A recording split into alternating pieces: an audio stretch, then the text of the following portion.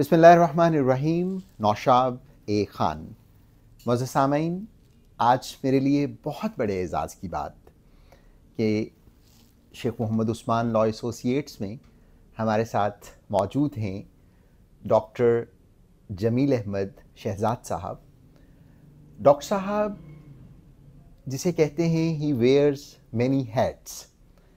آپ کو یہ پریولیج حاصل ہے کہ آپ نے ایز جوڈیشل آفیسر پنجاب میں سرو کیا اور آج آپ بحیثیت پرنسپل انسٹیٹیوٹ آف لاء سرو کر رہے ہیں. اور میں اگر یہ کہوں کہ آپ اساتذہ کے استاد ہیں. بہت سارے ایسے احباب جنہوں نے LLM کیا، جو PhD اسکالرس ہیں، انہوں نے آپ سے فیض حاصل کیا. اور ایک بہت خوش آئند بات جو روحانیت کے حوالے سے ڈاکٹر صاحب کی شخصیت میں پنہا ہے، وہ یہ ہے کہ آپ حضرت مولانا عبداللہ درخواستی صاحب جو خانپور سے جو طریقت کا ایک سلسلہ ہے، آپ ان کے مرید ہیں. اور ان کے مریدین میں بہت قابل قدر شخصیات، جن میں صفدر سلیم شاہد صاحب مسٹر جسٹس ریٹائرڈ بھی شامل ہیں، اور بہت سارے ایسے احباب جنہوں نے ان سے فیض حاصل کیا ہے. تو ڈاکٹر جمیل صاحب ہمارے ساتھ موجود ہیں. گفتگو کا سلسلہ شروع کرتے ہیں. ڈاکٹر صاحب بے حد شکریہ آج آپ تشریف لائے. آپ سب سے پہلے تو میں چاہوں گا کہ آپ نے PhD کی اسلامیات میں، تو اس کی انسپریشن کیا تھی؟ بسم اللہ الرحمن الرحیم. نحمدہ و نصلی علی رسولہ الکریم. PhD کا شوق مجھے اس وقت ہوا جب میں خانپور میں بطور سول جج تعینات تھا، اور میں اس عظیم شخصیت کا ذکر کرنا ضروری سمجھوں گا جن سے میں انسپائر ہوا. میرے سینئر ججز میں سے ڈاکٹر ریاض محمود صاحب بڑائچ، اس وقت سول جج درجہ اول تھے تحصیل ہیڈ کوارٹر پہ. تو ایک دن میں نے ان کے ڈرائنگ روم میں کتابوں کا ایک انبار دیکھا، تو میں نے استفسار کیا کہ سر یہ کیا ہے؟ انہوں نے بتایا کہ میں PhD کر رہا ہوں. میں نے بھی اسی لمحے ارادہ کر لیا کہ میں بھی PhD کروں گا. اگرچہ سول جج بننے کے بعد کسی اضافی ڈگری کی ضرورت نہیں تھی، لیکن اس پیاس کے پیچھے میں اپنے بچپن کے ایک انتہائی قیمتی بزرگ مولانا محمد رمضان صاحب رحمۃ اللہ علیہ کا ذکر کروں گا، جنہوں نے مجھے 1965 میں دعا دی تھی کہ تم ساری عمر پڑھتے رہو گے. ڈاکٹر ریاض محمود صاحب سے انسپائر ہو کر PhD کا پروگرام بنا. علامہ اقبال اوپن یونیورسٹی سے میں نے اسلامیات میں MPhil کیا. پھر وہیں سے ہی جس دن میرا وائوہ تھا انہوں نے کہا کہ آپ PhD کریں، اور مضمون کا انتخاب بھی اسی دن ہوا. وفاقی شرعی عدالت کا جو رول ہے پاکستان کے قانون میں، پاکستان کی اداروں میں، اس حوالے سے میرا ایک مقالہ تھا، وہ مکمل ہوا. اور میں اس لمحے کی جو خوشی ہے وہ میں اکثر اپنے طالب علم حضرات، اسکالرز، ججز سے شیئر کرتا ہوں کہ میرا جو وائوہ جب مکمل ہوا اور انہوں نے مجھے کہا کہ تھینک یو ڈاکٹر صاحب، وہ لمحہ میری زندگی ساری میں ایک قیمتی لمحہ ہے. ماشاءاللہ. تو آپ ڈاکٹر صاحب بیسیکلی ڈاکٹر ریاض محمود بڑائچ صاحب جو بہت آؤٹ اسٹینڈنگ جوڈیشل آفیسر رہے. یقیناً اللہ انہیں جنت نصیب کرے. جب ڈسٹرکٹ سیشن جج ساہیوال تھے تو مجھے ان کے پاس اپنے استاد محترم جناب شیخ محمد عثمان صاحب اور جناب شیخ احسن حفیظ صاحب کے ساتھ پیش ہونے کا بارہا موقع ملا. وہ اکثر ایک بات کہا کرتے تھے، وہ کہتے تھے کہ وکیل کے حوالے سے کہ جسے کام نہیں آتا اسے کام نہیں آتا. اور ایمفیسائز کیا کرتے تھے ینگ لائرز کے لیے کہ آپ کام سیکھیں تو آٹومیٹکلی آپ کو آپ کی کلائنٹل بن جائے گی، آپ کو کام آئے گا.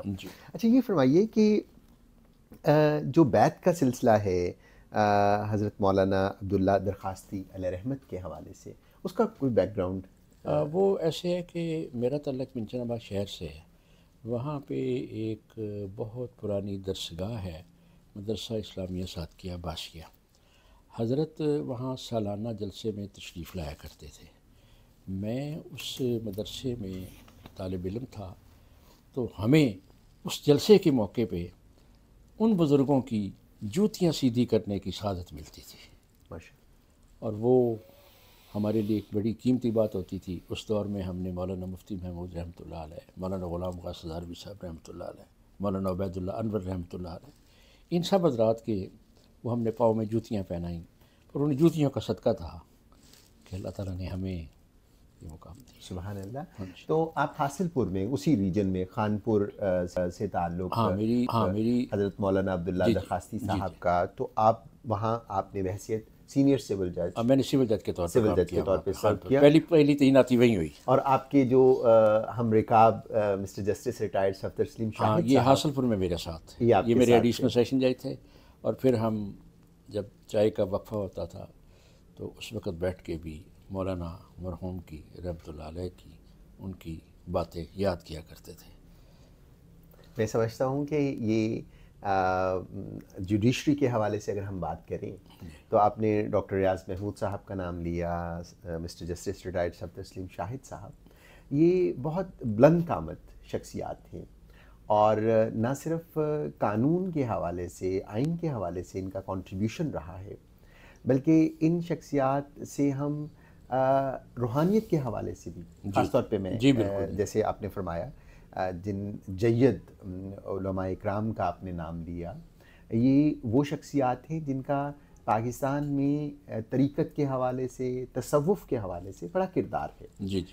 تو بنیادی طور پہ اب آپ سے بھی یہ جو فیض کا سلسلہ ہے وہ جاری و ساری ہے، اور آپ نے اپنا وہ جو فیض ہے وہ اسلامیات کے ساتھ ساتھ وہ جو لاء کے حوالے سے آپ کا فیض ہے، جیسے میں نے عرض کیا کہ آپ پرنسپل ہیں انسٹیٹیوٹ آف لاء کے، اور ساتھ ہی ساتھ بہت سارے وہ اسکالرس جو اب پی ایچ ڈی کر رہے ہیں ان کی آپ انسپریشن ہیں۔ تو یہ جو فیض کا یہ سلسلہ ہے، اس بارے میں بھی کچھ بتائیں۔ یہ جب مجھے ریٹائرمنٹ کے بعد یونیورسٹی آف لاہور میں ایل ایل ایم کی کلاسز پڑھانے کا موقع ملا، تو میری سب سے پہلے جو توجہ گئی وہ میرے سابقہ ساتھی تھے، جج صاحبان تھے، اور میں چاہتا تھا کہ اگر Jamil Shahzad P H D doctor ہو سکتا ہے تو یہ کیوں نہیں ہو سکتے۔ اس سب سے بڑا مقصد میرا یہی تھا کہ میں ان تمام احباب کو، جتنے بھی احباب ہیں جوڈیشل آفیسرز، یہ ایل ایل بی کرنے کے بعد یا ماسٹر کرنے کے بعد مقابلے کا امتحان دے کے آ جاتے ہیں، تو یقیناً انہیں آگے بڑھنا چاہیے۔ اور پھر ہم نے دیکھا کہ ہماری جوڈیشل سروس میں بہت سارے ایسے ہائی کورٹ کے چیف صاحبان بھی ایسے ہیں، چیف جج صاحبان، جنہوں نے چیف جسٹس صاحبان جنہوں نے ان کو موٹیویٹ کیا آگے پڑھنے کے لیے، اور بیرون ملک پڑھنے کے لیے بھی کچھ ججز گئے۔ تو مقصد میرا یہ تھا کہ اگر میں نے پی ایچ ڈی کی ہے تو یہ کیوں نہیں کر سکتے۔ اس لیے میں تمام ججز کی طرف، ایڈیشنل سیشن ججز کی طرف، اور خاص طور پہ جو میرے ساتھی، جو سینئر ساتھی سیشن ججز تھے، جو ریٹائرمنٹ کے قریب پہنچے ہوئے تھے، ان کو میں نے یہ کوشش کی کہ میں موٹیویٹ کر کے ایل ایل ایم کروں، کیونکہ ریٹائرمنٹ کے بعد ایک خواہش جو پیدا ہوتی ہے بندے کے اندر وہ ہوتی ہے پڑھانے والی۔ تو میری کوشش تھی کہ چونکہ پنجاب یونیورسٹی کی طرف سے لاء کالجز میں پڑھانے کے لیے ایل ایل ایم کی ڈگری ضروری ہے، اس لیے یہ میرے ساتھی جو ریٹائر ہو گئے ہیں یہ ایل ایل ایم کر کے پڑھانے کے شوق کو بھی پورا کر سکیں۔ دیکھیے یہ جو تعلیم و تدریس کا سلسلہ ہے اور اس کی ترویج میں یہ جو آپ کا کنٹریبیوشن ہے، میں آج دیکھتا ہوں کہ میرے جو بیچ میٹ ہیں لاء کالج کے، جو آج جوڈیشل آفیسر کی حیثیت سے سرو کر رہے ہیں، ان میں بھی ایک یہ جو ادراک ہے، یہ وہ آپ کا پودا ہے جو ماشاءاللہ اب تناور درخت بن رہا ہے۔ تو یہ فرمائیں کہ آپ کا جو post graduate institute of law ہے وہ ایل ایل ایم کے کون کون سے پروگرامز آفر کرتا ہے؟ ایل ایل ایم جو ہمارا سلسلہ چل رہا ہے نا جی، post graduate institute of law سے، یہ میں سمجھتا ہوں کہ ہمارے ان بورڈ آف ڈائریکٹرز میں دو ایسی ہستیاں ہیں، ڈاکٹر راؤ رضا ہاشم صاحب اور رانا طلال صاحب، یہ ان کا ایک بہت بڑا کنٹریبیوشن ہے ایل ایل ایم کی تعلیم کے سلسلے میں، کہ لوگ باہر جا کے کروڑوں روپے خرچ کرتے ہیں، انہوں نے یہاں انہیں ایل ایل ایم کرنا آسان بنا دیا پاکستان میں۔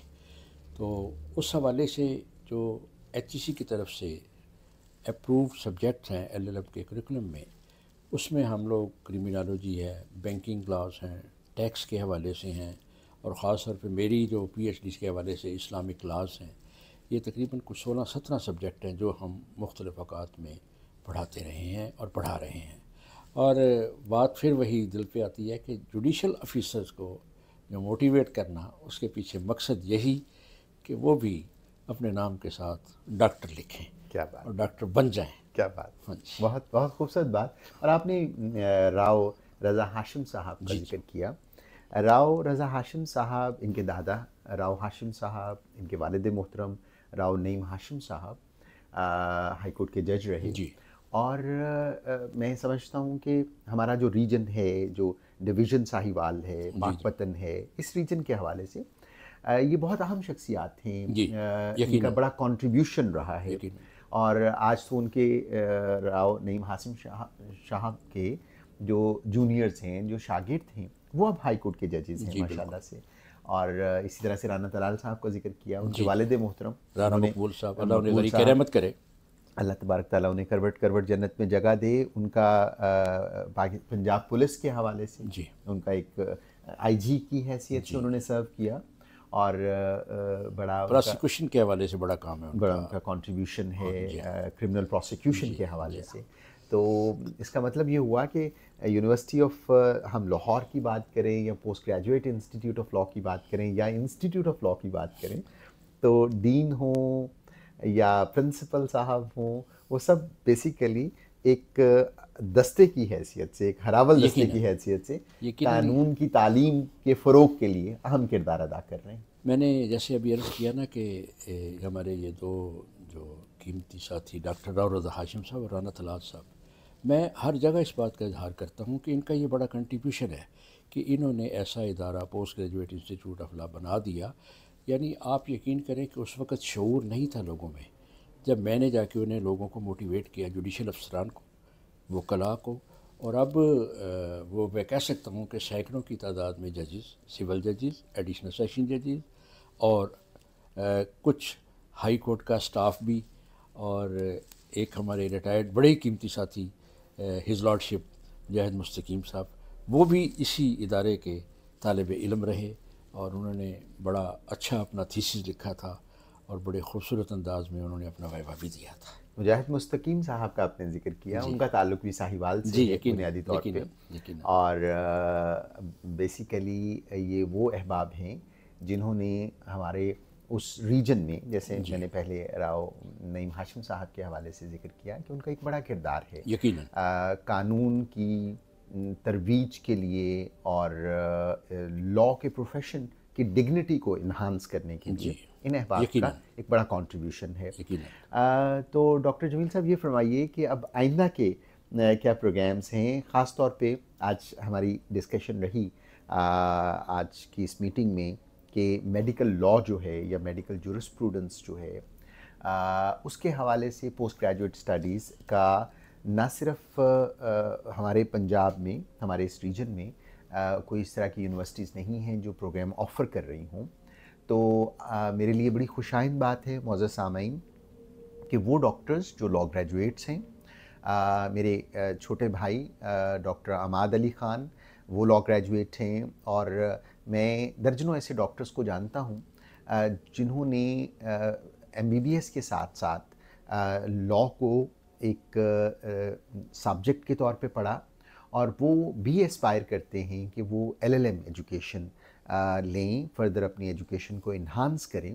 اور اسی طرح سے بہت ساری میڈیکل ایسوسیشنز ایسی ہیں، اگر میں ذکر کروں association of family physicians Pakistan کا، تو پچھلے دنوں ڈاکٹر طارق محمود میاں جو اس کے پریزیڈنٹ ہیں ان سے بات ہو رہی تھی، یا اشرف نظامی صاحب کی اگر میں بات کروں جو پاکستان میڈیکل ایسوسیشن کے پریزیڈنٹ رہے، تو یہ بیسیکلی قانون کی جو نو ہاؤ ہے وہ انیبل کرتی ہے کہ آپ اپنے رائٹس کو پروٹیکٹ کر سکیں۔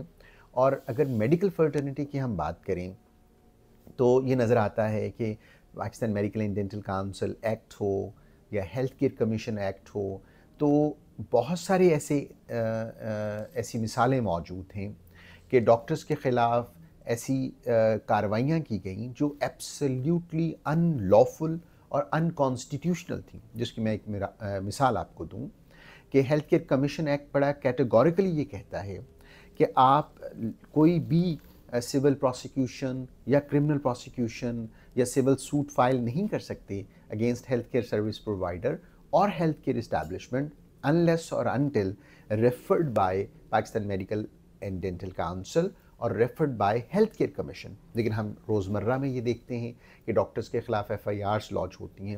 تو اس کانٹیکسٹ میں جب لکیلی آج ہمارے ساتھ ڈاکٹر جمیل شہزاد صاحب موجود ہیں تو میں ضرور ان سے پوچھنا چاہوں گا کہ اس حوالے سے کہ ڈاکٹرز میں ایک جو یہ ذیل ہے، یہ انٹرسٹ ہے کہ وہ قانون کی تعلیم بھی حاصل کریں، تو ان کی یونیورسٹی جو ہے وہ انہی لائنز پہ کیا سوچ رہی ہے، کیا کام کر رہی ہے؟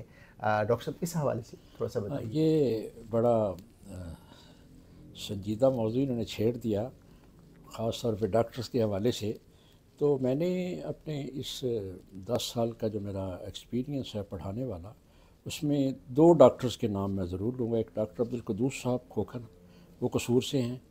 انہوں نے جب داخلہ لیا تو میں حیران ہوا کہ وہ MBBS ہونے کے علاوہ انہوں نے LLB میں گولڈ میڈل لیا ہوا ہے، اور وہ بڑے ریگولر رہے ہمارے پاس کلاسز میں. اس کے بعد ابھی ریسنٹلی ہمارے پاس ایک طالب علم ہے، وہ جنرل اسپتال سے ہیں، ڈاکٹر عباد الرحمان صاحب نیفرالوجسٹ ہیں.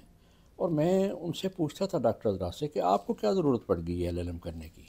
تو جو باتیں نشاب صاحب فرما رہے ہیں نا، کہ وہ ان کا مقصد یہی تھا کہ انہیں اپنے پیشے کے ساتھ ساتھ قانونی معاملات میں بھی آگاہی ہونی چاہیے، جو نہ صرف ان کے لیے فائدہ مند ہو بلکہ ان کے دیگر ساتھیوں کے لیے بھی فائدہ مند ہو مختلف فورمز پہ.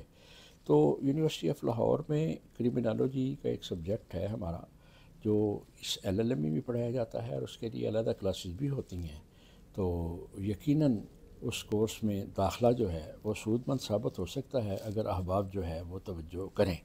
LLM میں سچ ابھی تک کوئی ایسا اسپیشل اس لیے سبجیکٹ نہیں آیا سامنے، تو یقیناً کوئی ایسی تجویز ہوگی تو یونیورسٹی کے جو ارباب اختیار ہیں وہ اس کو پیش نظر رکھیں گے.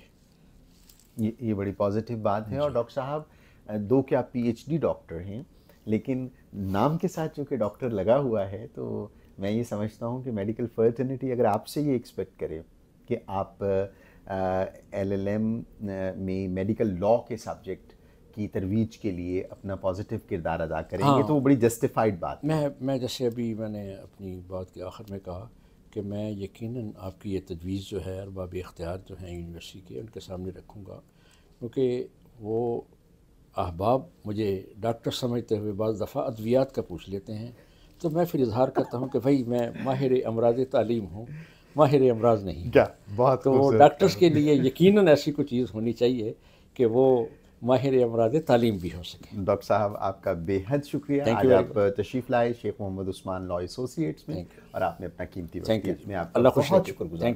Thank you.